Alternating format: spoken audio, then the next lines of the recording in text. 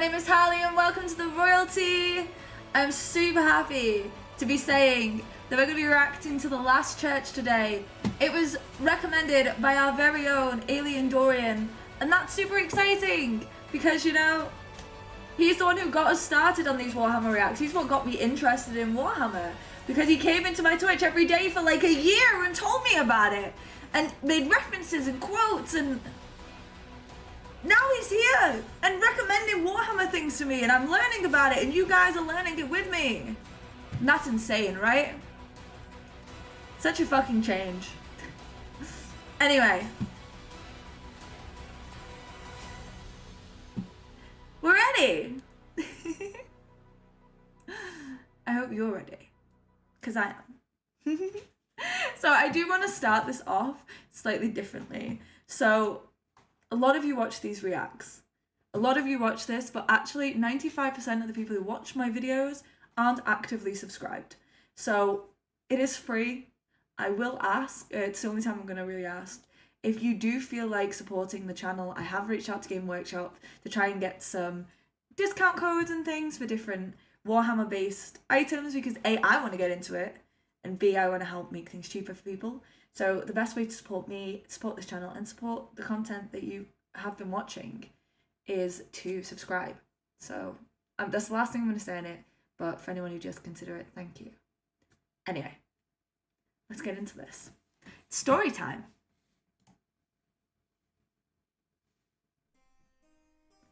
Let me turn it up a little bit.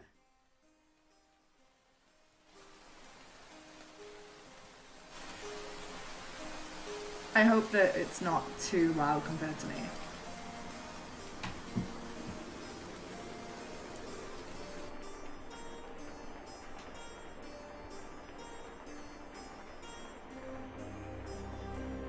I know this is about the Horus Heresy, which a lot of you have been telling me about, so hopefully I'll learn what it is. More about it anyway. I know what it is, but actively learn something more about it.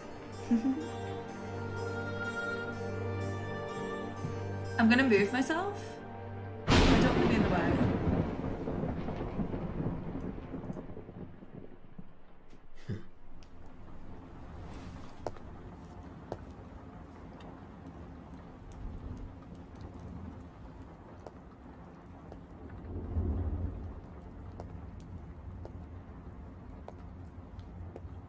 I just want to start by saying the way that it's starting, the way that the art moves is very similar to some games that I've played recently that I really enjoyed.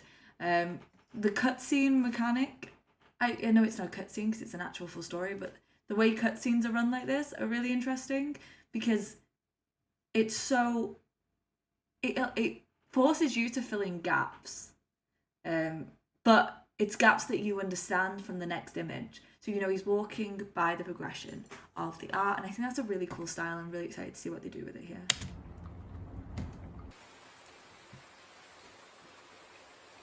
I'm assuming that's the church.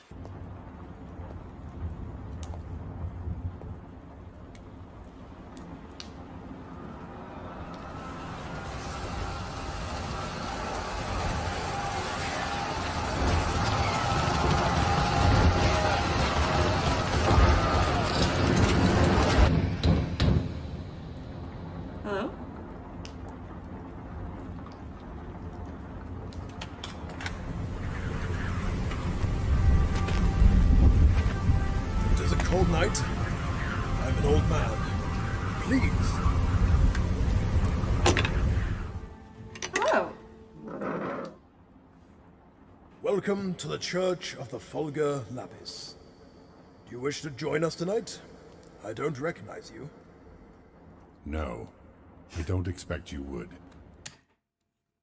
I like that he's speaking without his mouth open. He's just like, no, no. I can't even do that.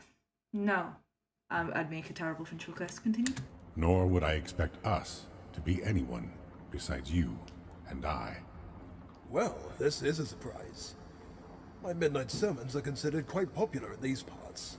You're sure? Quite. What a shame. I had not thought I had aged so poorly as to scare so many away. It is rare to find a man like you with a sense of humor. I have found that most of your kind are dour, leaden-hearted men. My kind? Priests. Oh. Then I fear you have only met the wrong kind. Besides, given the times we live in, any servants of the Divine would find it extremely difficult to be of good cheer. Very true.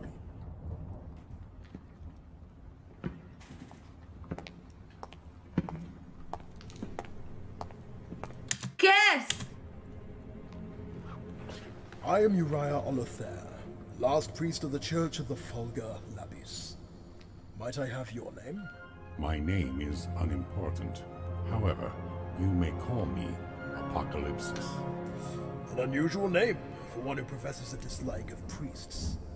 You are aware of the significance of such a word? I am. It is suiting for tonight, however. And why exactly would that be? What revelations do you search for in my humble church?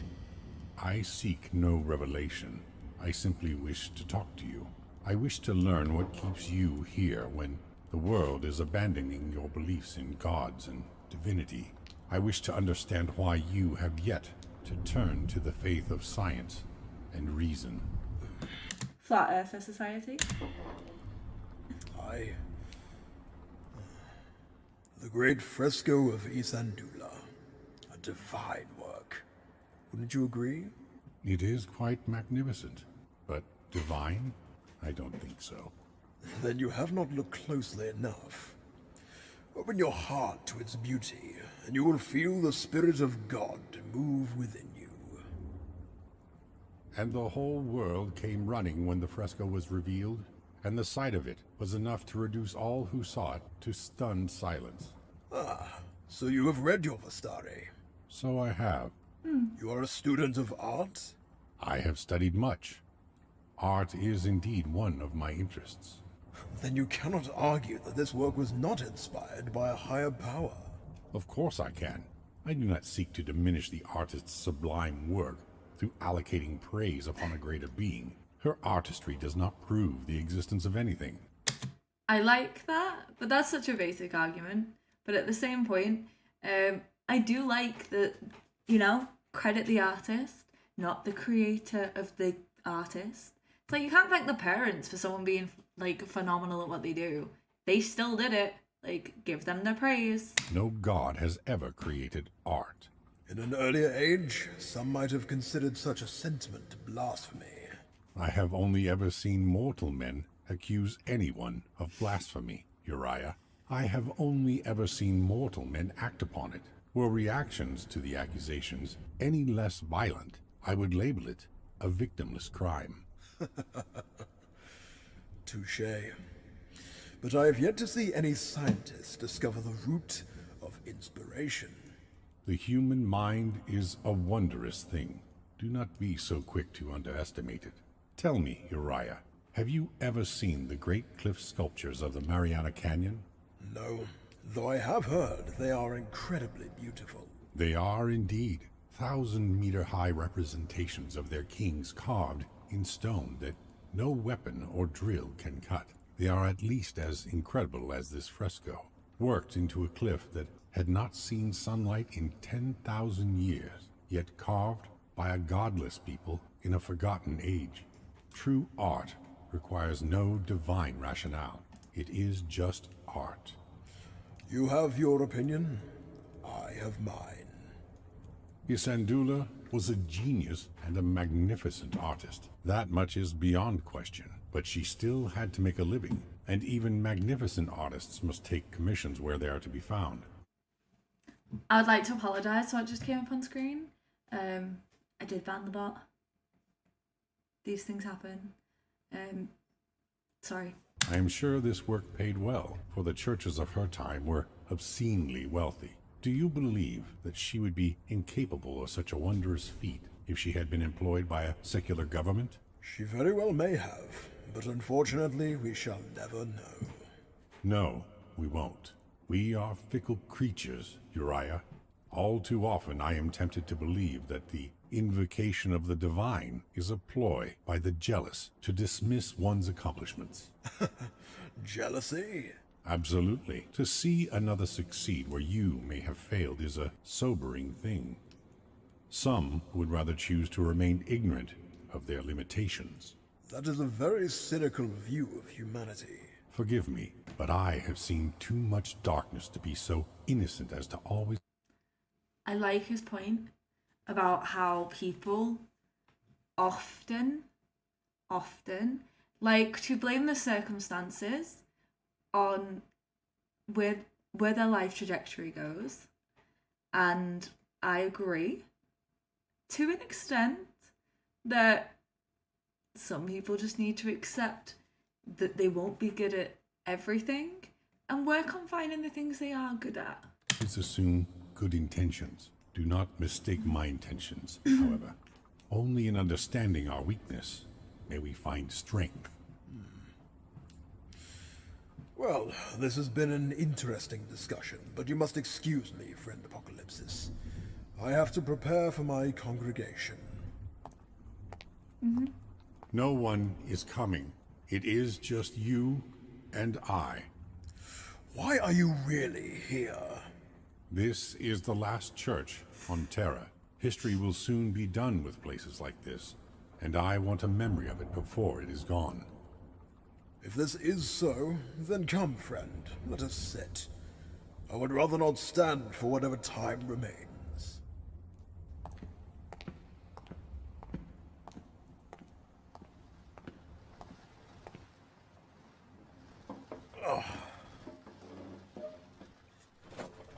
Non-labeled wine, good choice.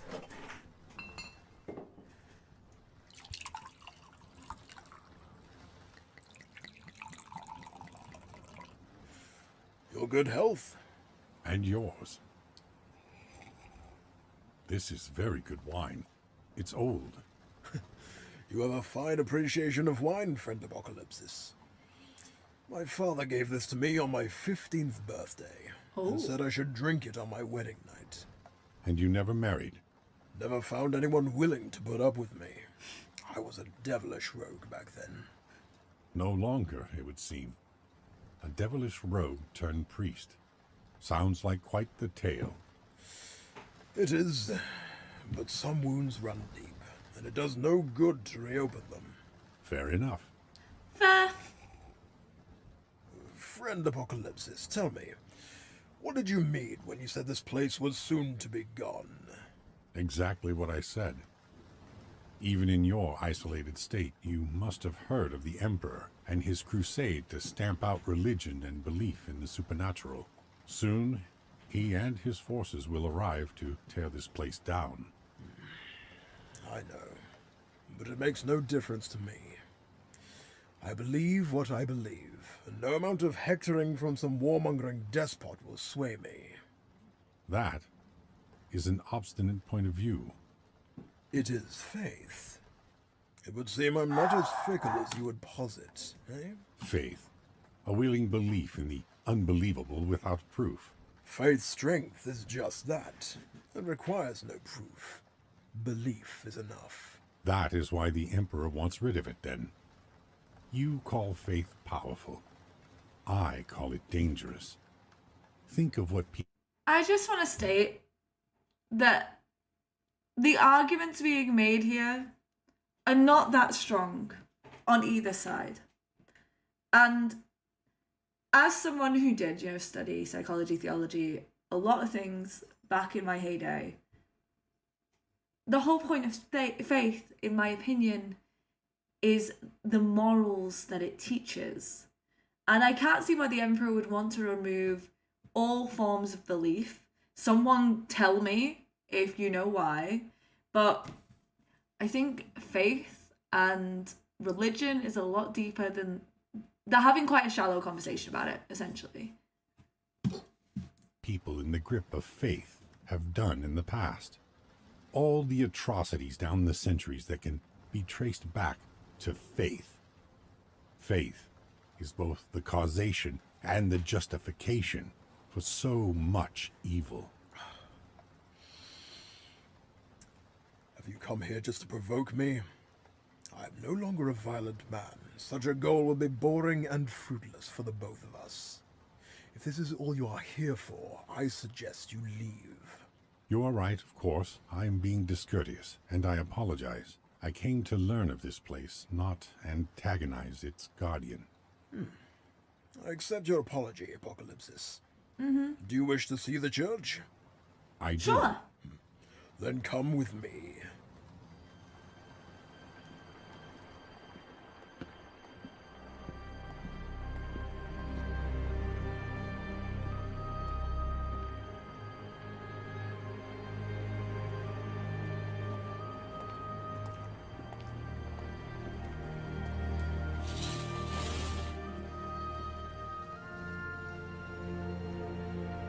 The Fulgur Lapis. So this is a holy stone? It is, yes. Why? Why is it the Fulgur Lapis? I mean, why is it holy? Was it deposited on the ground by your god? Was a man martyred here? Or did some young girl receive some sort of revelation while praying at its base? Nothing so bland, rest assured, friend Apocalypsis. Thousands of years ago, a local holy man who was blind was walking in the hills hereabouts when a sudden storm came in over the Western Ocean. He hurried back down to the village below, but it was a long way, and the storm broke before he could reach safety. The holy man took shelter from the storm in the lee of this stone, at the height of the storm in the lee of the heavens. When he thought all was lost, he was lifted up and heard the voice of our Creator. And so he saw the stone wreathed in a blue fire, in which he saw the face of our Creator. Did you not say he was blind? Ah, he was blind no longer. The power of our Creator cured him of his affliction. He immediately ran back to the village and told the people there of the miracle. And then? The holy man returned to the Fulgur Lapis and instructed the townspeople to build a church around it. The story of his healing soon spread.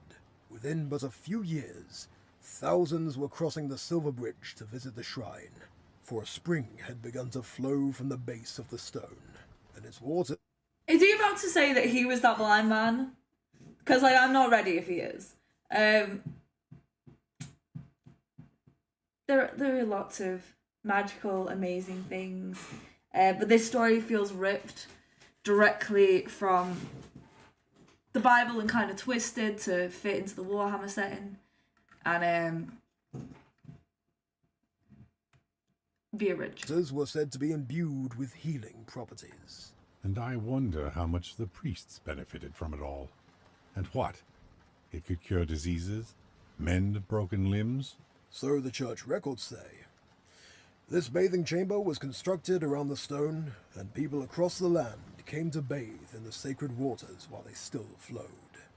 I have heard tales of a similar nature in the Far East. A young girl claimed to have seen a holy vision of a woman while bathing near the springs closest to her home. She described a woman conspicuously similar to the holy woman of a religious order of which her family was a member. Bathing houses were established there too, but for a fear of diminishing the rate at which the owners of the bathhouses could admit pilgrims, the waters were only changed once a day.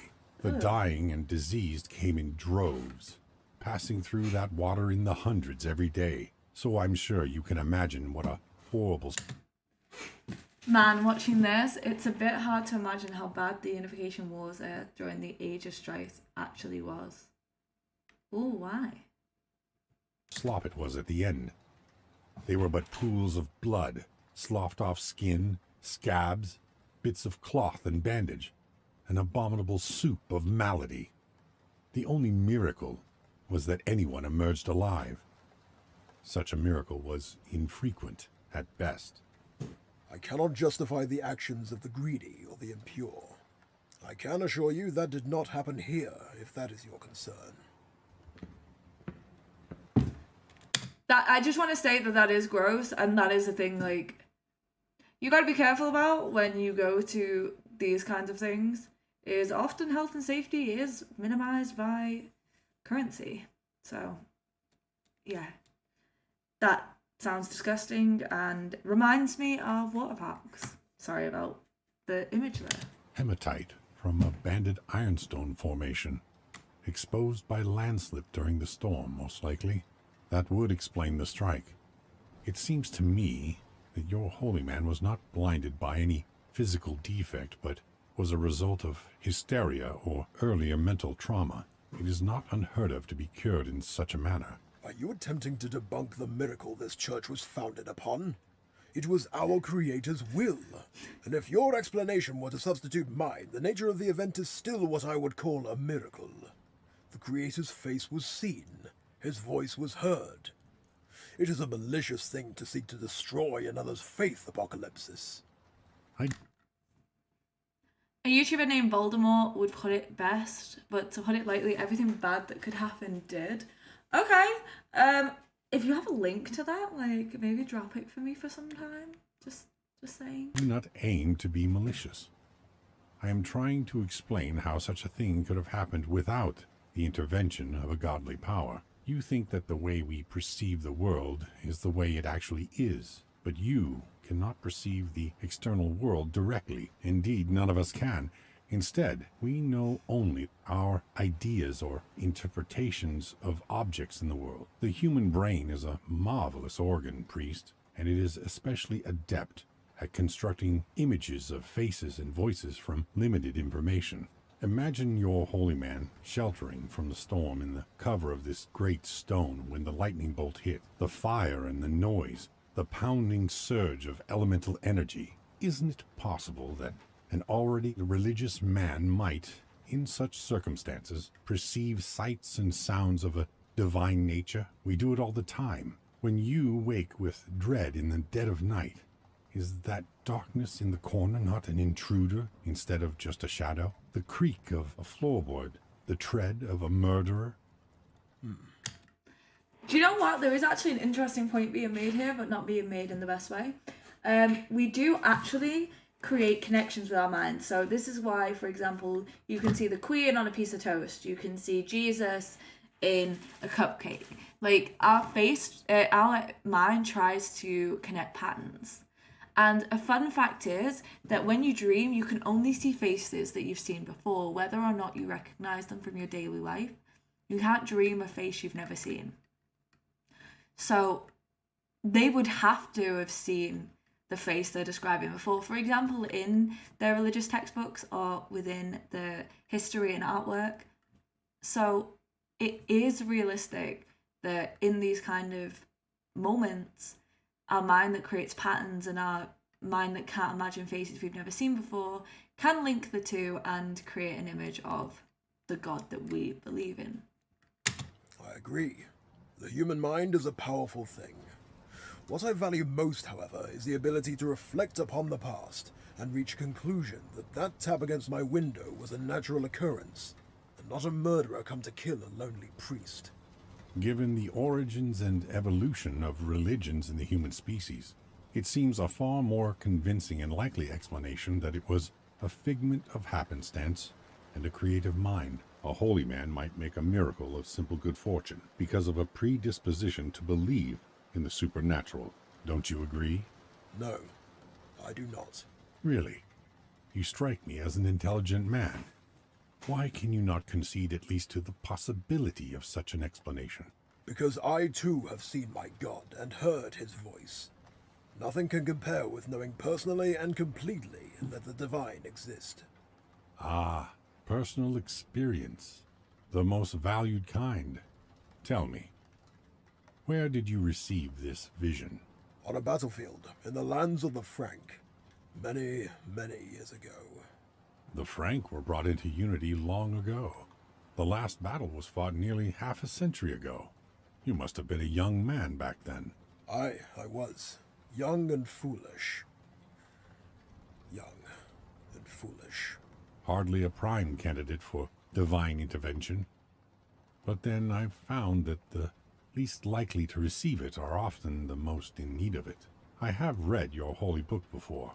To me, most of the men who appear on the pages are far from ideal role models. Perhaps I should not be so surprised. The devilish rogue sits with me today.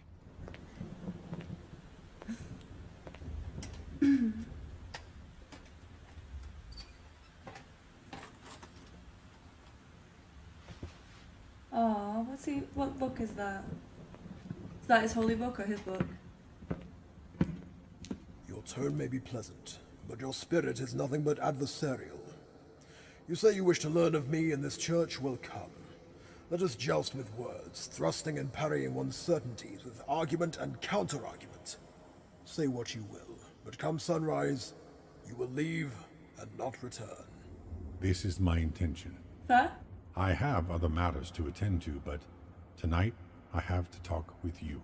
My adversarial spirit is not born from any mal-will towards you, Uriah. My malcontent is born from my love for humanity. I would see our species in an age of wonder, without these constant wars and the ignorance that blankets our kind like a plague. I would see us ascend. I would see all of our kind raised to the status of godhood that is worshipped throughout the galaxy. But we are enslaved to the fantastical notions that reside within that book of yours. Can I just state, he gives off very much an I am very smart vibe, whereas I would probably be more on his side, because as I like to say I'm agnostic, but I lean closer towards atheism than I do traditional religion. He'd annoy me. Oh. What did I do? And all the others like it. That damnable book in your hands is a curse, and I would see you rid of it. You go so far as to mock my holy book too? This damnable book provides a code by which I have lived a peaceful life, in which I have built more than I have destroyed, helped more than hurt. My time before this book was nothing but destroying and hurting. Untold thousands more live similar lives thanks to the guidance provided by our willingness to believe in something greater than ourselves. Tell me, Apocalypsis, when we, as a species, find your vision to be a reality, what will become of us? What will unite us? Peace can only be attained through an aspiration or a common enemy. And when that aspiration disappears and we as a species are gods without rivals, who will we turn on? We will turn on each other, friend Apocalypsis. Your vision will bring only an eternity of war. When gods clash, galaxies burn. So what would you have me say? There are more faiths than yours, Uriah, and each faith has equally zealous defenders. How many generations of conflict until your message of peace turns to a crusade against those who do not share your beliefs? Where there are differences, humanity will find them. And these differences are so fundamentally rooted in you as others' beliefs are in others. There can be no resolution without conflict. You find nothing but exceptions to my arguments, never any rules by which to measure them. How can I find rules in an inherently hypocritical system? Your book has been rewritten, translated, and twisted to fit the needs of hundreds of anonymous authors for hundreds of years. The faith is eternal, but the story and morals are not. One man hears his dead grandfather, and he is locked away in an asylum. But if he heard the voice of God, he would be venerated and might well become a saint. How is this a logical and rational system? It is my faith. Respect my beliefs as I respect yours, despite your constant slights against my life's dedication. Did you not say we should joust? Why does your faith require such protection? Is it not robust enough to withstand my questioning? No one else on this world enjoys such protection from scrutiny. So why should you and your faith be singled out for special treatment? This is what I mean when I say he sounds very I am very smart. Like, he's got this I am all for a religious debate, and you know what, if you want to debate me on religion, I'm down for that. And I will give my well-reasoned arguments, but I will do it judgment-free. And I will do it in a respectful way. He is protecting his non-confrontational action of being like, well, this is a calm argument. But you're not actively debating. You are telling him he's wrong at every point, but saying it's for the moral reasons as opposed to giving actual arguments that many could make against both sides here. Both sides here are terrible arguing. Why is it that faith is being targeted for destruction? Perhaps there is enough truth behind my words that the Emperor, in all his wisdom, fears their holy power. Or is it because there are people too obstinate to accept that there may be something that science cannot quite explain? I have seen my God. I saw his face and heard his words in my soul. Do not expect me or anyone else to give your experience credence, Uriah, despite what you think you saw. You may believe it to be real, but just because you believe something to be true does not make it so. I saw what I saw. I heard what I heard. That day on the fields of Frank has never lost its clarity. I relive it with every waking moment in which I am not occupied. And where in Frank did this miraculous vision take place, priest? On the killing field of Gaduare. You were at Gaduare. I was. Will you tell me what happened? I'll tell you what happened. But first, I need another drink. Bye. Down the bottle, son.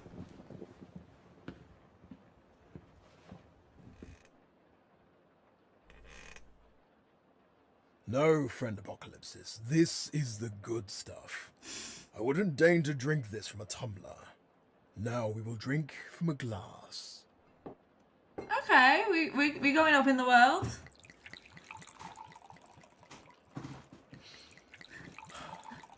The water of life. Finally, spirits both you and I can believe in. Give it a minute, and let the vapors build. It intensifies the flavor. Swirl it a little. See the slicks on the side of the glass? They are called tears. And since they are long and descending slowly, we know the drink is strong and full-bodied. And how long must we wait? Patience, friend Apocalypsis. This wine has sat for many decades. It can sit for a few more minutes. Nose the drink. Feel the aromas and how they stimulate your senses. Allow yourself a moment. My man's a priest and a sommelier. Let's go.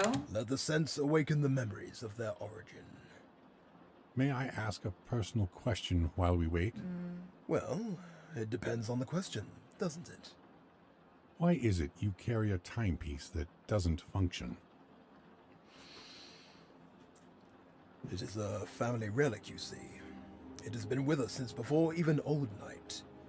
No one knows when it broke, but as legend goes, it ticks before disaster strikes. I never believed it. Nor did my father.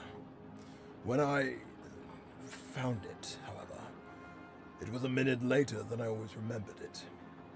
Now it sits a minute from midnight. My father always jested that the day it struck midnight would be the beginning of the end. I've kept it for decades. Never once seen it budge. I check it often, as if it could warn me of danger. Maybe there is hope, eh? A grim portent.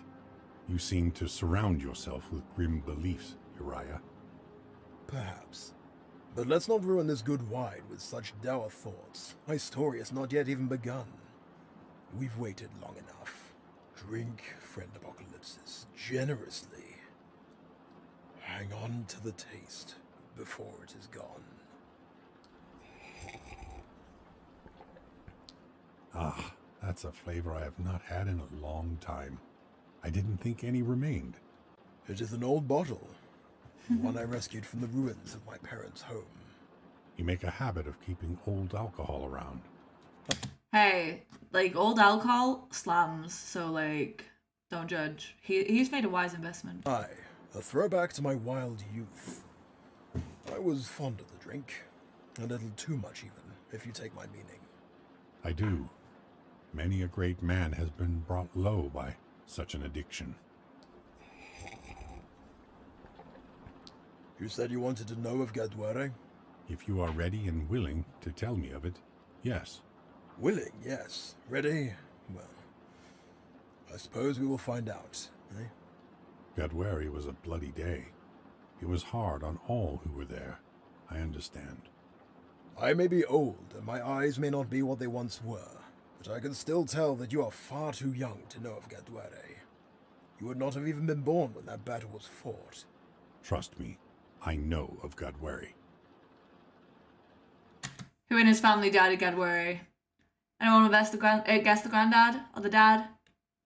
I'll give you 2-1 odds on the dad, 3-1 odds on the granddad. I should tell you a little of myself first. Who I was back then, and how I came to find God on the battlefield of Gaduare. If you have half a mind to hear it, anyway. What is a story without its context? Of course. Say what you feel needs to be said. I was born in the town below this church, nearly 80 years ago. The youngest son of the local lord. Nearly 80 years ago? Oh yeah, half a century, so it was like 50 years ago that this war happened? Okay. My clan had come through the final years of Old Night with much of their wealth intact. They owned all the lands around these parts, from this very mountain all the way to the mainland bridge. I wish I could say I was treated badly as a child, to give reason for why I turned out the way I did. I cannot. I was indulged and became something of a spoiled brat, given to drinking, carousing, and bouts of petulance. Looking back, I realize what a little shit I was. But of course, it's the lot of old men to look at themselves in their youth and realize too late all the mistakes they made and regrets they carry. Anyway, I decided in the adolescent fires of rebellion that I was going to travel the world and see whatever free corners of it remained in the wake of the Emperor's conquest. So much of the world had been brought under his sway, that I was determined to find one last patch of land that wasn't yet under the heel of his thunderbolt and lightning armies. You make it sound like the Emperor was a tyrant. He ended the wars that were destroying the planet and defeated dozens of tyrants and despots. Without his armies, mankind would have descended into anarchy and destroyed itself within generations. He still is a tyrant. Perhaps humanity would have been better off that way, rather than under the shadow of his accursed eagle. So what I'm hearing is kill the Emperor? Sounds like my kind of story, but, never mind. Maybe the universe decided we'd had our chance, that our time was up. Nonsense. The universe cares not a whit for our actions or us. Our fate is wrought by our hands, and no others. Basically, while certain planets had Psyche possessed by demons, making them extremely dangerous to the point you had witch kings ruling entire star systems. As a Psyche, sounds kind of fun. Can I rule a star system? A philosophical point we will no doubt return to, but I was telling you of my youth. But of course, please, continue. Thank you. Well, after I announced my intention to travel the world, my father was good enough to grant me a generous stipend and a retinue of soldiers to protect me on my journeys. I left that very day and crossed the Silver Bridge 4 days later, traveling across a land recovering from war, which was growing fat on the labors decreed by the Emperor. Hammers beat up plates of armor, blackened factories churned out weapons, and entire towns of seamstresses created new uniforms for his armies. I crossed to Europa and cruised my way across the continent, seeing the eagle-stamped banner everywhere I went. In every town and city, I saw people giving thanks to the Emperor and his mighty thunder giants. But I'll be damned if any of it was genuine. It was like they were going through the motions, because they knew it was dangerous not to. I'd seen the thunder giants as a child, but never in the wake of a conquest. Never quite seen the reality of them before that point. I was drunk and whoring my way down the Tully Peninsula when I came across a garrison of the Emperor's super soldiers at a ruined clifftop fortress. My damned romantic rebellious soul couldn't help but try and bait the giants. I called them many names. Freak, slave, the minor demons of a greater devil. I even told them the Emperor's only goal was to enslave all of the human race to his own towering ego. After having seen them battle in the fields of Frank, I shuddered to think of the fear I was in then. I thought I was being clever. In my own stupor, I convinced myself I was a hero. Looking back, I would never even have passed as a martyr. I would have ditched his ass too. Fuck, if I was his friend, I would have been out of there so fast. I would have been like, I told you no.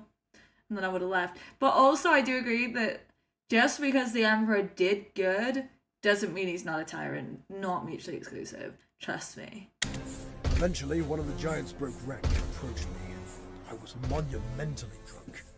I felt invincible as only a drunk and a fool could. This warrior was huge, far larger than any human I had ever seen. His entire body was encased in heavy, powered armor that enclosed his chest and arms. The sheer power of each soldier was never made clearer to me than when that giant came over to me and lifted me up, tearing my shirt and upsetting me greatly. I kicked at his armor and beat my fists into bloody pulps against his chest, but he just laughed at me. I screamed at him to let me go, and he did just that, telling me to shut my mouth before tossing me off the cliff and into the sea. Hey, he survived though. Like, GG. GG, I wouldn't have survived that. By the time I'd climbed the great steps back up into the village, they were gone, and I was left with just myself and a hatred greater than I had ever known. Stupid, really. I was asking for it, and it was only a matter of time until someone put me in my place. And after Tali? Here and there. I've forgotten a lot of those years, truth be told. I was drunk most of my waking hours. I know I took a sand skimmer across the Mediterranean wastes, and traversed the wastelands of the North African conclaves that Shankal reduced to an arid desert. All I found were settlements that were busy paying homage to the Emperor. So I carried onwards, far into the east, to see the ruins of Ursh and the fallen bastions of Nath and Doom. Even there, however, in places so far away as to be the most desolate and remote corners of the world, I still found those who gave thanks to the Emperor and his gene-engineered warriors. I couldn't understand it. Didn't these people know they just exchanged one tyrant for another? And then again, it wasn't their choice. Humanity was on the brink of extinction. I cannot convey this point any more clearly. Without unity, and without the Emperor, there would be no human race. I cannot believe that you do not see that. Oh, I see it all right. I see that very clearly. The devilish rogue did not, however. I was young and full of the fires of youth that see any form of control as oppression. Though they don't appreciate it, it is the function of the youth to push at the boundaries of the previous generation. To poke and prod and establish their own rules. I was no different from any other youth. Well, perhaps a little. So you'd traveled the world, and hadn't found any corner of it that hadn't sworn allegiance to the Emperor. Where did you go next? I returned home for a spell, bearing gifts I'd mostly stolen, and then set off again. But this time I went out as a soldier of fortune instead of a tourist. I'd heard rumors of unrest in the land of the Frank, and fancied myself a renowned war hero. Other planets had banned menus in world-ending tech, others war-ending demons that can kill by simply looking. Earth had all of that. There's a lot that this man thankfully does not know. Oh. The Frank were a fractious people, even before the days of unity. They were never ones to bow to invaders, even the ones who posed as benign. Once I reached the continent, I had heard of Havelek de Gros and the Battle of Avalroy, and rode straight for the town. Avalroy, a town poisoned by the bitterness of a madman whose meager skill fell far short of his ambition. Now that much is obvious. Back then, the story was that Havelek was found wrongly. I'm so sorry, Cursing Knight. We don't allow direct links in chat. I'm so sorry. I have to have that on for safety reasons. But I see, here's Voldemort's channel. I've got the link. So sorry about that. I'm so sorry. Yeah, it passed me the link. Don't worry, I've got at Voldemort/videos. I'm really sorry. Yes, links can't be posted. This is because an individual sent me a video of a woman deep throating a cucumber. So I don't allow links in chat. I'm really sorry. I have got the link though. Thank you. Okay, back to the story. accused of the brutal murder of the woman the Emperor appointed as... Hello, chickens! The Inquisition is watching, be careful, always. Governor. He was set to be shot by a firing squad when his brothers and friends attacked the local army units running the execution. The soldiers were torn to shreds, and the death of a few locals in the fighting turned a small-scale riot into open rebellion. It got ugly faster than the town had time to think what they were doing, but by then, it was too late. Unfortunately for everyone, Havelek was a gifted orator, and fanned the flames of the townfolk's ire at the Emperor's rule. Within the hour, a hastily formed militia had stormed the local army headquarters and seized the weapons within. None of the soldiers survived. You are aware that Havelek did assault and murder the woman? I learned that later, yes. By then it was far too late to do anything about it. By the time I reached Gaduare, full of piss and vinegar for the coming fight, Havelek had rallied a number of the local townships to his cause and amassed quite an army. It was magnificent, friend Apocalypsis, for it had been everything I had so desperately searched for. Icons of the Emperor being torn down, colourful buntings hanging from every window, bands playing in the streets constantly while Havelek and all of us, his soldiers, marched up and down the town. I swear it felt like we were an army of devilish, daring youths. We should have been training. We should have prepared. But our courage was buoyed up by the festivities, and more towns rose up against the Emperor's rule by the day. Within the week, we had amassed an army of nearly 40,000 strong. Truly, it seemed, I had found my glorious rebellion I had so desperately craved. It was heroic and courageous and dangerous, and it spoke to my romanticism for the heroic freedom fighters of old. We were absolutely sure that we would be the spark that would light the fires of rebellion all across the world, and see the autocrat tumble from his self-imposed rule. Then we heard that the Thunderbolt and Lightning armies were marching from the east, and we set off in grand procession, making all due haste. Havelek leading us from Gaduare was a joyous day. I'll never forget it. The laughter, the kisses from the girls, and the spirit of our shared brotherhood carried us off as we marched to battle. In but a week of marching, we reached Gaduare and set up our defenses atop a line of hills directly in the path of our enemies. We had all thought ourselves tactical geniuses, holding this strategically advantageous position. Had we any training and discipline, it might have made a difference. We held the high ground, and both of our flanks were anchored on strong positions. On the left were the ruins of the Gaduare bastion. On the right, the desolate marshes through which nothing could pass. You must have known it was madness to engage the Emperor's armies. I mean, you had no hope of defeating them. His warriors were bred for battle and spent every waking moment in combat training. It's about the drive. It's about the passion. They stay hungry, they devour. They put in the work, put in the hours, and they'll get what's theirs, you know? I respect them for making this decision, despite however it turns out, clearly not well, just for having the mere power of will to attempt this shit. It's impressive. Perhaps we knew. Maybe we didn't want to think about it. We were so full of hope, of optimism, we wouldn't allow ourselves to even consider defeat. When the Emperor's armies came into sight, we were nearly 50,000 strong, and we faced an army estimated at a mere 5,000. It was hard not to feel that we could win the day, especially with Havelek riding up and down and firing our blood. His brother tried to calm him, but it was far too late.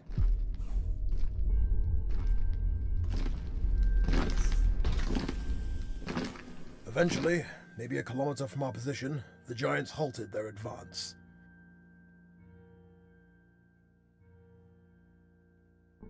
We should have waited too.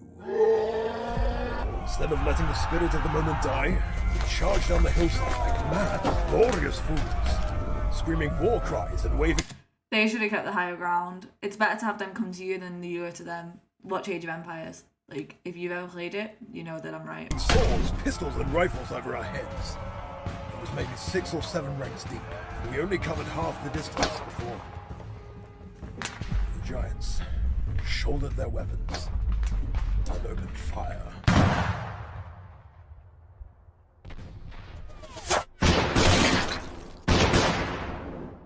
By God, the noise.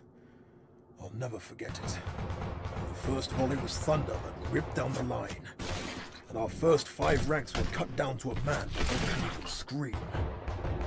Each of their bullets was a small bomb that ripped limbs from bodies and burst men open from the inside like wet sacks. I turned to shout, was struck in the back of the head, and fell forward into the ruptured body of another man. Rolling over, I felt the back of my head, and realized I had been hit. Shrapnel or some fragment, I figured. I could feel myself losing blood, weakening by the moment. Now the initial shock of the first few seconds had passed. The screaming began. The charge had ground to a halt, and now the men and women were milling around with confusion and fear. As the reality finally dawned on them, and they understood the magnitude of what Havelek had done. Now, the Thunder Warriors took their turn to charge. They broke into a run, and terror trembled beneath their feet. Most of those who had fallen but survived the volley were crushed beneath a giant boot. They all were unsheathing their swords with serrated edges and motorized blades. I'll never forget the sound of it all. A roar out of a nightmare it was. We had been defeated in the opening volley, but these warriors were without mercy. Havelek had somehow survived the initial barrage with only superficial wounds. As I left... Because he was hiding! Because he threw 40k of you to go get fucking yoinked while he stayed behind! That's why he survived! On my back, dying, I watched him stare, dumbfounded, as the leading Thunder Warrior cleaved him in two with a single swing with his chain Ah, but they found him. Good to know. blade. Looking back at Havelek's army, I saw my terror mirrored on the face of every man and woman left, who were all begging for mercy, throwing down their weapons, trying to surrender, but the slaughter continued, heedless of their fears. Watch his men burst like water balloons. That's so funny, but accurate. They marched right up to them and hacked into them without mercy. All those people were cut apart so quickly and brutalized with such economy of force, I couldn't believe so many people could die in so short a time. It was not the glorious battle I had dreamed of. It was mechanized butchery. If I could have ran, I would have.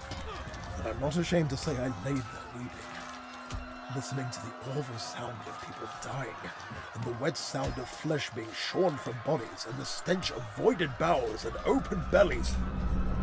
Best way to survive is to pretend you're dead, honestly. Like, if you all lay amongst the corpses, they'll fucking leave you alone. All you have to worry about is being stood on. You stay out of the line of their feet, you're fine. Until the mercy of darkness overcame me. When I woke, surprised I'd still lived, it was dark.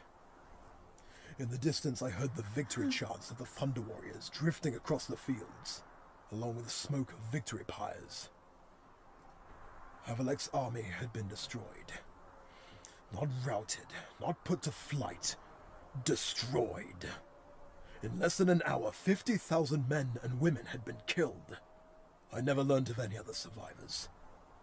Weak, and laying in a field of human parts, I began to weep once more. I was in agony, bleeding to death and thinking how absolutely pointless my life had been. The heartache and ruin I'd visited upon others in my reckless pursuit of hedonism and self-interest. I wept for my family and myself. Dead. And that was when I realized I wasn't alone. Who was with you? The power of the divine.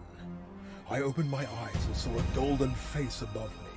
A face of such radiance and perfection that my tears were no longer shed for my self-pity, but for his beauty. Is this Gilliman? Light radiated from the figure, and I averted my eyes for fear I'd be blinded. I had been in pain, yes, but now that pain was gone, and I knew I was seeing the face of the divine. I could not describe that face to you, not with all the poetic imagery in the world at my disposal, but it was the most exquisite thing I had ever seen. I felt myself lifted up and thought this was the end. And then the face spoke, and I knew I was destined to live. What did this face say to you? Why do you deny me? Accept me, and you will know that I am the only truth and the only way. Did you reply? I couldn't. To utter any words would have been base. The Emperor, the pinnacle of human evolution. I'm still, right, eater of chickens, you know I'm pro-kill Emperor. You know this. I always tell you this, you know. It looked like girly men. In any case, my tongue was quite stilled by the awesome vision of God. What made you think it was God? You were a dying man on a battlefield, surrounded by your dead comrades, and you were having an epiphany about the futility of the life you had led. Think back, priest. Surely there is another explanation? I need no other explanation. You may be wise in many things, Apocalypsis, but you cannot know what goes on in my own mind. I heard the voice of God and saw his face. Does the perception of events truly matter if the results are singular? I was borne up and set into a deep slumber, and when I awoke, my wounds were healed. A piece of bone had been embedded in my skull, nearly a centimeter away from severing my spinal cord. When I rose, I searched for fellow survivors. I was alone.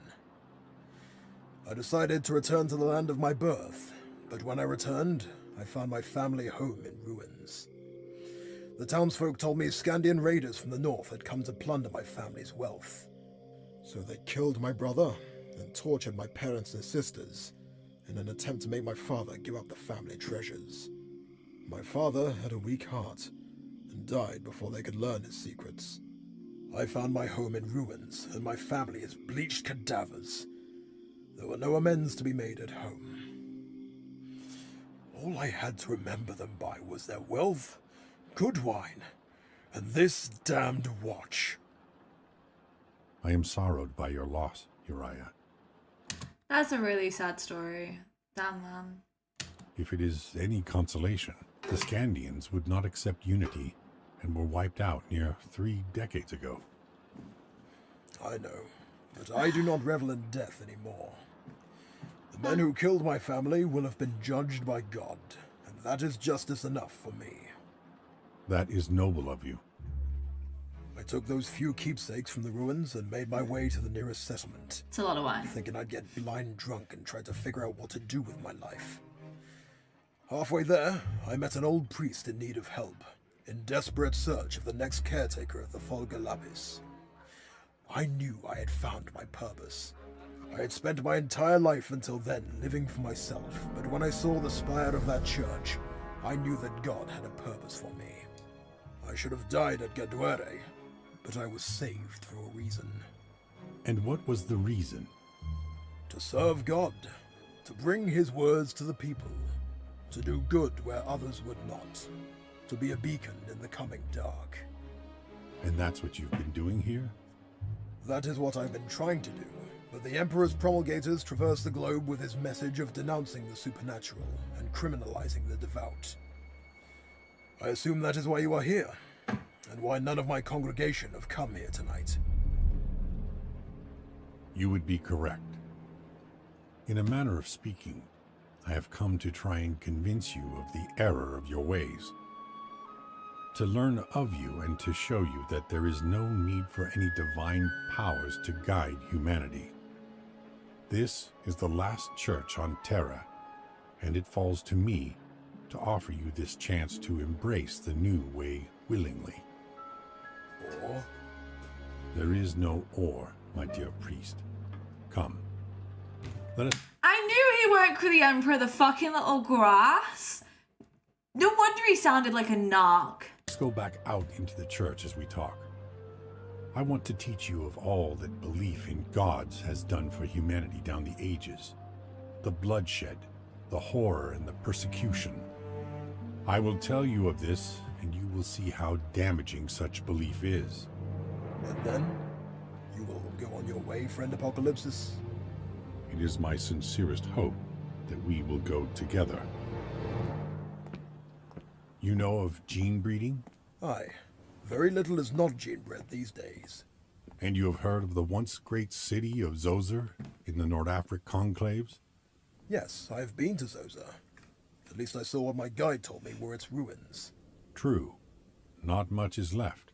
Anyway, the scientists of Zoser sought to end a great famine that was sweeping the Nordafric conclaves through gene-breeding animals that would grow more quickly and more easily in their harsh climate.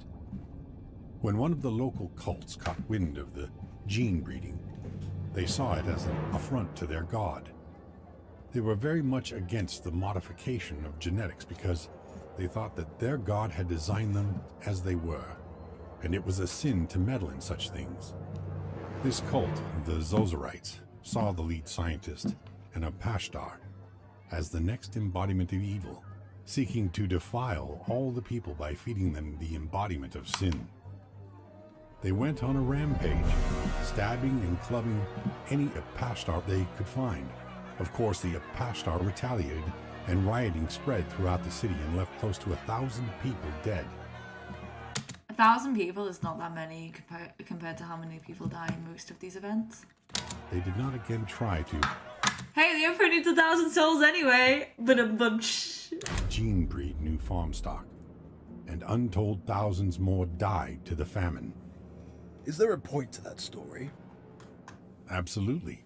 It typifies religion and tells a universal tale of religious behavior that has been reoccurring since the beginning of human history.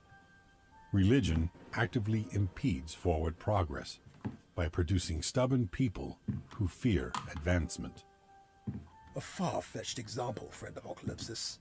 One freakish story cannot serve as proof of theory that all belief in the divine is a bad thing. Why don't you tell the story of the time a church organized a program to help the poor and the sick and the dying? Why do you not tell a story of when faith and religion gave a community the strength to stick together and help each other through Old Night? Through faith comes character, and through our character there is moral strength. Without such guidance, the world would descend into anarchy. I do agree that most religions rely on a moral background, and a lot of morality has come from religion. And I actually did a paper a few years ago on the interlink between morality and the law. And it's really interesting how our morals as a society do affect the legal sphere. And overall, what I think is important is that I don't think religion is necessary for moral development, but we can't take away the fact that religion has helped with the moral development of everyone. A secular Humanity. government with strict laws and programs could accomplish all that you have listed without creating stubbornness or creating a dependability on a church that would impose further taxes upon the poor and make waste of otherwise productive time. The idea that the church is a moral compass just isn't true. Where the church is strong, it causes cruelty. Intense belief produces intense hostility. Only when faith loses its force can a society hope to become humane and progress. I don't believe that. My holy book gives instructions on how to live a good life.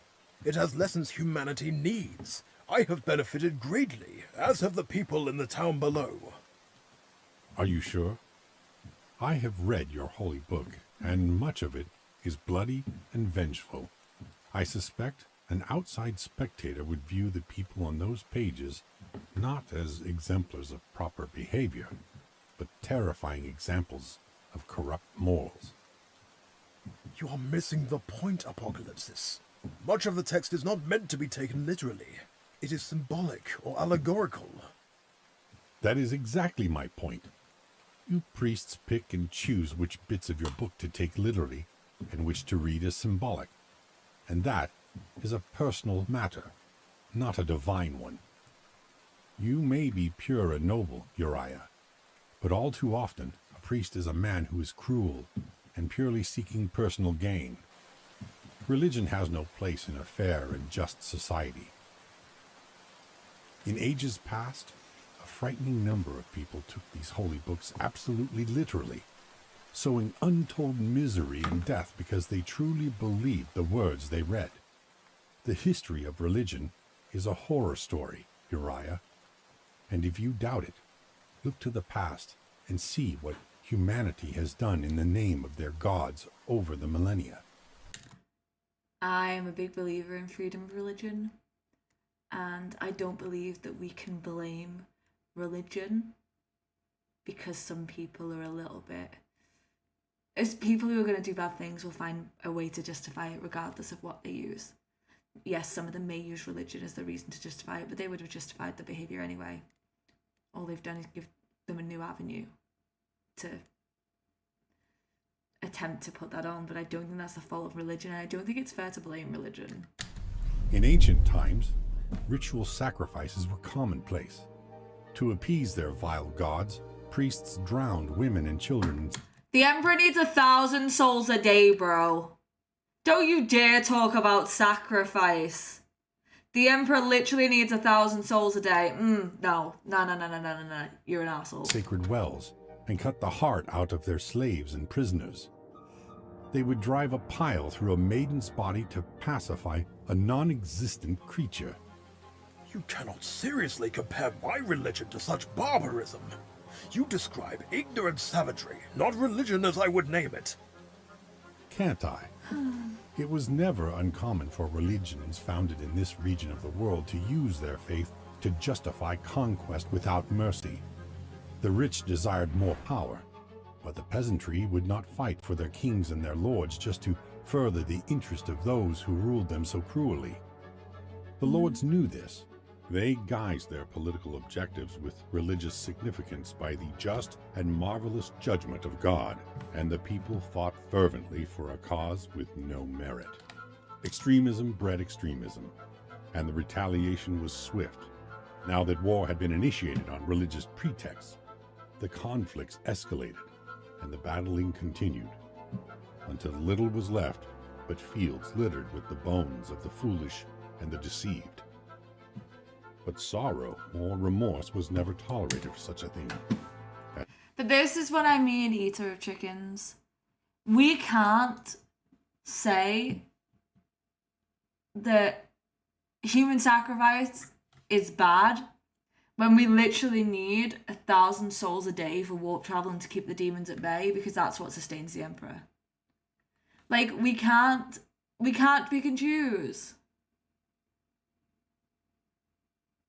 Cursed Knight, you say that, but like necessary food, and the future is grim dark. There is no happiness, only war. Yes, we can. No, we can't. I do not believe that you guys can allow this hypocrisy to continue. Kill the Emperor. That is all. As the crusade was, God's will, after all. This is ancient history. As you say, the nobles were bent on furthering their own interests. They used religion as an excuse, but in their greed they would have committed these atrocities one way or another. You cannot vouchsafe the truth of events so lost in the mists of time. I would agree with you. Hey. Metacon does not equal quote. Metacon is equal to is equal to nor greater than. Heretic? Yes, I'm a heretic! I like Slanesh. Had they She's not fit. the act nearly a century later.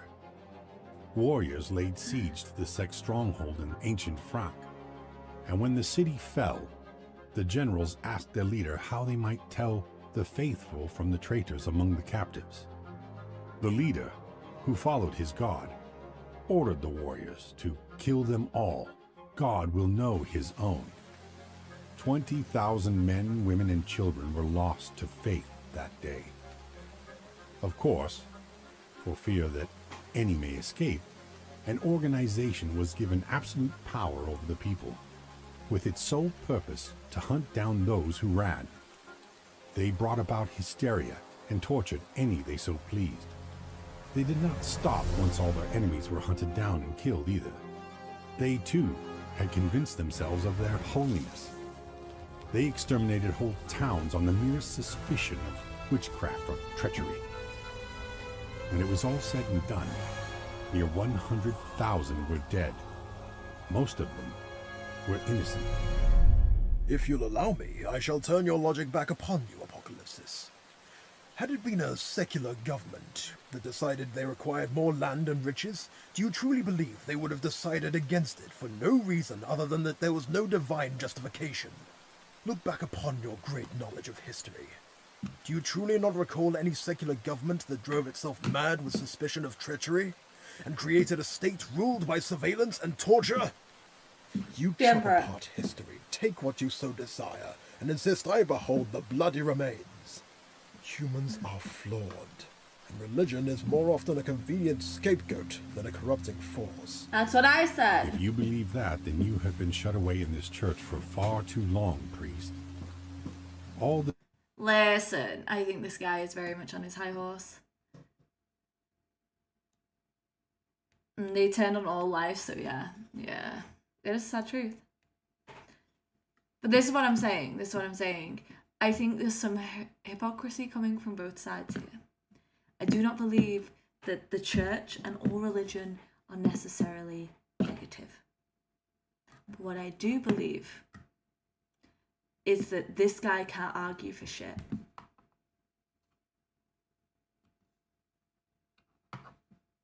What is the obvious social commentary? Honestly, I just don't think there's any, I don't think there's any great points being made. Personally, I think it's interesting, and I think the priest life is pretty interesting. I'm actually quite interested in that. And the whole thing of the church being the last church due to the fact that the emperor wanted to remove all religion, and funny because they have got, I think it's funny because the emperor is seen as a god by some people, and that's the last thing the emperor would have wanted because he literally wanted to wipe out religion. But I don't blame people for turning on him. I did. The dictators deposed through unification were mass murdering ethnarchs who killed millions in their constant warring, burning away all hope of progress. The animation, though, absolutely delightful. The way it's been drawn, the music that's been chosen to go with it, all delightful. So I just want to state that this is a very good fan animation. Cardinal Tang's pogroms and death camps saw millions dead in the Indonesia bloc. He died but 30 years ago and claimed his entire life had been served in the name of a greater power. You fixate on the blood and death and forget all the good that can be achieved through faith.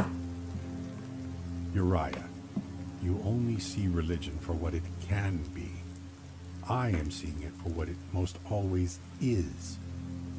Savagery pervades our world, and it is sustained by ignorance and crude belief. It is true that before the descent of Old Night, religion had lost its power over the people. But like the worst kind of poison, it lingered and fostered division amongst those who endured. Without belief, divisions blur over generations. New generations mingle, intermarry, and forget ancient wounds. It is only belief in gods and divine entities that keep them alien to one another. And anything that divides people breeds inhumanity and cruelty. So the emperor. Literally the emperor. Religion is the canker in mankind's heart that serves such an ugly purpose. I have heard all that you have had to say, friend Apocalypsis, and I have finally heard enough. Yes, people have done terrible things to one another in the name of their gods, but they have done terrible things regardless of the course of their beliefs. An acceptance of gods and an afterlife is a vital part of what makes us who we are. If you take that away from humanity, what do you suggest takes its place? In my many years as a priest, I have ministered to many dying people, and the emotional benefit of religion's power to console the wounded and the dying, as well as those left behind, cannot be underestimated. There is a flaw in your logic, priest. Religion's power to console gives it no credence or validity. It might be a comfort to a dying man to believe that he will go to some bountiful paradise of endless joy. But even if he dies with a wonderful smile on his face, it means nothing in the grand scheme of things. Yes, it does. It's human experience. It's individualistic, need. Everyone needs different things. Religion can give that to people that some of which don't have it. I think having the thought of a paradise waiting for someone, smiling at their deathbed, is a better result than you being an arsehole about this. So, get off your high horse, accept that religion is negative in some ways, but accept that it has benefits and that you're just being an arsehole, because, Better that less would die due to the removal of religion than each zealot die with a smile on their face. Maybe, but when my time comes, I will die with God's name on my lips. Are you afraid to die, Uriah? No. Truly? Truly. I have my share of sins, but I have spent the greater part of my life in the service of my God, and I believe I have served him faithfully. So why is it that when you go to these people who are dying and clinging to their beliefs that they don't welcome the end of their life? Surely, the gathered family and friends should be of good cheer and celebrate their relatives' passing. After all, if eternal paradise awaits us, why are they not filled with gleeful anticipation? Could it be that... That's the dumbest argument I've ever heard. That's literally, that's the dumbest one that I've heard so far. Why aren't we happy to die if paradise is next? Why are we upset when we graduate college? Why are we upset when we leave a job that we love? Doesn't matter what comes next. You can mourn what you left behind, you fucking idiot. In their heart of hearts, they don't really believe it? Are you ever excited to have a loved one move on or leave in search of something greater? Are you ever excited to leave your family and friends in search of a better life? Even if it is for the best, are you delighted to leave all that you know to be thrust into the unknown? No one is. Life is a gift, and our chance to make ourselves into someone before our time in the afterlife. Who would give that up willingly? If you cannot see that plainly, then you are a fool.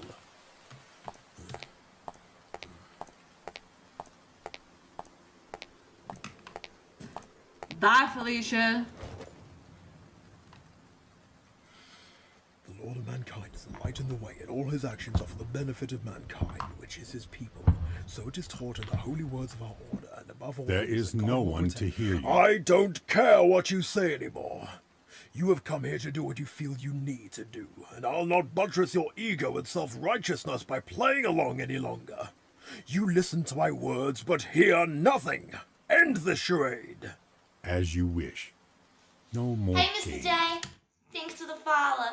Thank you! Love you. 261 lemons for the Hey, Mr. J. subscription. Thanks for the follow. Thank you, I appreciate you. Sorry, I didn't want to interrupt the story.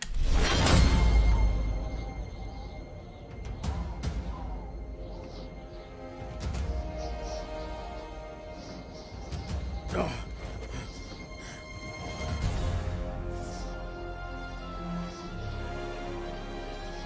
You... Now do you understand the futility of what you do here? You are the Emperor. I am. It is time to go, Uriah. Go? Go where? There is nowhere else for me in this godless world of yours. Of course there is. Embrace the new way and be part of something incredible. A world and a time where we stand on the brink of achieving everything we ever dreamed.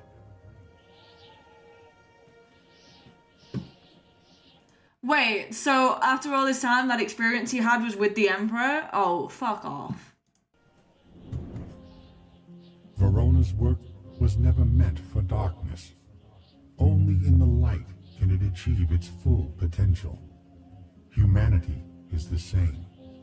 And only when the suffocating shadows of a religion that teaches us not to question is gone from this world, will we see its true, radiating brilliance. I will miss this place. In time, I will build an Imperium of such grandeur and magnificence that this will seem like a pauper's hovel. Now, let us be on our way. So that dude was literally the fucking emperor the entire time? I have the impression that you have missed the point. The speech of sacrifice is mentioned because while they're talking, there are no sacrifices for the emperor. Alright. I'm going to speak on purely what I know from the lore. They sacrifice 1,000 souls to the day for the emperor to keep the warp travel open and to stop Terra from being exploded about. The emperor has had thousands and thousands killed in his name. He has the Inquisition, which are held to him, that literally say that guilt doesn't matter. That to be innocent is not a proof of not being guilty. They literally create slaves out of people who they think go against them. Heretics are murdered at every moment in this world. The Emperor is as much a religion as a religion. And I say this from the evidence that I've seen in every part of Warhammer. The Emperor is as much a religion as any religion. Even if he doesn't want to be a god, he is a figurehead of an organization that does exactly the same. And many have been sacrificed in the name of the Emperor.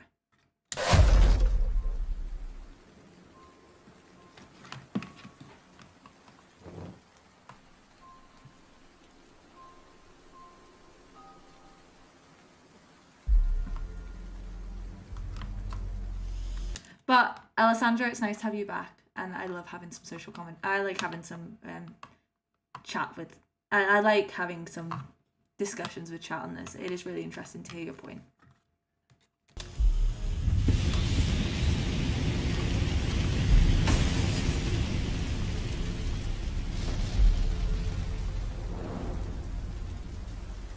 How can you do this? You say you stand for reason and the advancement of understanding, but here you are destroying a repository of knowledge. Some things are best forgotten. I hope you have foreseen the consequences of a world bereft of religion. I have. It is my dream. An Imperium of man that exists without recourse to gods and the supernatural. A united galaxy with Terra at its heart. A united galaxy? Indeed. Soon enough, unity will be achieved on Terra. I am a Psyker! I play Psyker in every game. I prefer the Psyker unit. Listen here. That matters more to me than the damn humans on Terra. Kill Terra for all I care. I don't give a shit about them. Bye, Earth. Children, fucking demons, here I come. It's okay. Thank you for correcting me. But I did say people. Time to reclaim humanity's lost empire among the stars. With you at its head, I presume. Of course. Nothing of such grand scale can be achieved without a singular vision at its heart. Least of all, the reconquest of the galaxy. There is a place for you at my side, Uriah. You are noble and your heart is true. We have need of iterators who would spread my imperial truth across the stars to all those planets without guidance. I can submit to no imperial truth. My entire life has been altered by, at best, a misunderstanding. At worst, my life has been spent following a lie. But you know what? It doesn't matter that my life has been one massive falsehood. I came here with my heart open and emptied by grief. The spirit of my god had entered my soul and filled me with love. My devotion was my salvation, and I have spread a doctrine of love and forgiveness. No amount of words and tricks may change that. Even now, despite this revelation, my heart is filled with love. There is no resentment in my heart. What makes faith so powerful, Emperor, is that it requires no proof. Belief is enough. I feared such a thing. I wish you would join my great crusade, Uriah. Soon I shall expand my Imperium to the furthest corners of the galaxy, with all my sons beside me. I need men like you. You make a virtue of commitment and purity. Did you not just speak to me of the horror of the Crusades, and what evil men do in the name of purity? You are no better than the holy men you were telling me about. The difference is that I know I am right, Uriah. Spoken like a true autocrat. You misunderstand, Uriah. I have seen the narrow path that humanity must walk to survive. This is how we must begin. It is a dangerous road you travel. To deny humanity a thing will only make them crave it more. I see no reality in which your goals do not lead us to disaster and ruin. Beware your subjects do not begin to see you as a god. I truly hope, in the name of all that is divine, you are right. But I dread the future you forge. I wish only the best for my people. I believe you, Apocalypsis. But I cannot be a part of it.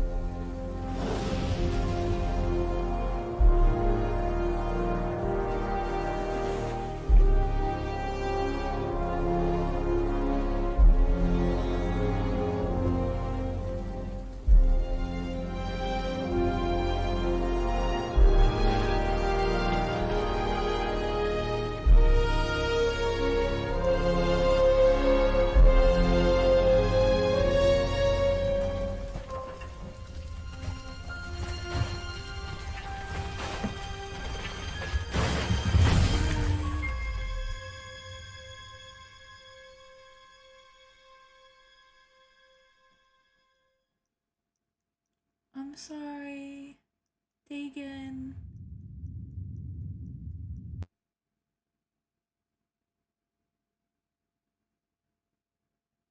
Wait, where's the sound gone? Is this soundless?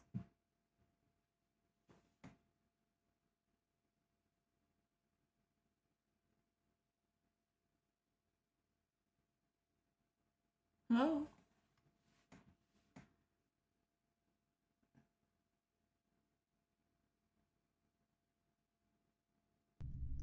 Oh, weird.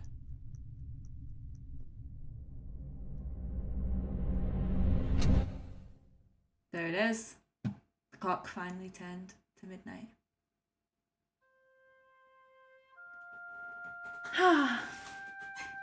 Alright. Oh, okay. Man called it though. Right. I think that was very good. I enjoyed it. I think the Emperor came off as a dick. And yeah, I know that the people, well, Alien Dorian was the one that recommended this. I know he'd probably think this would put me back onto the Emperor track, because I'm notoriously an agnostic leaning towards atheist.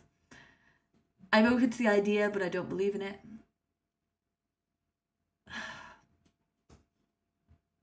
I'll be honest. The Emperor was a dick. His comments weren't good. Weren't realistic. Didn't make very good arguments. I wouldn't have been on his side. I would have been like, learn how to debate and then maybe we can talk. But I wouldn't have been on the Emperor's side. He spoke like a man of faith who didn't want to hear otherwise. And that's what both men were. Men of their own faiths on different tracks. And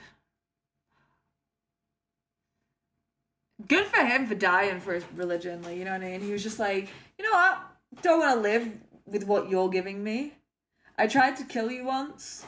Bye. Like, he dipped. I gotta respect the dip. He wouldn't accept otherwise. Neither of them would. They were both stubborn in their own ways, following their own accursed religion. And he's right. Be careful, you won't get seen as a god. Which he bloody well will be. Okay, thank you to everyone who voted in today's poll. This was the closest one. You won't change the mind of a guy who's millions of years old. It won't change my mind, and I'm not that many millions of years old. I'm old, but like I'm not that old. But anyway, thank you for everybody who voted. This was the closest vote that we've had so far. Watch out for next week. I will be doing another vote. So if you have any suggestions of what I should react to, please do comment. And due to getting a subscriber during the actual event, I will repeat. 97% of people who watch my videos are not subscribed. But a lot of you come back to watch another video. So if you're going to come back and watch another one, please just subscribe. It really will help me out. I'm proud of you all for getting through today. I'm even more proud of you for getting through tomorrow. Arrivederci, arrivederci, good as shudders, all the way go. Peace. I'll see you for Hell's Reach on Thursday.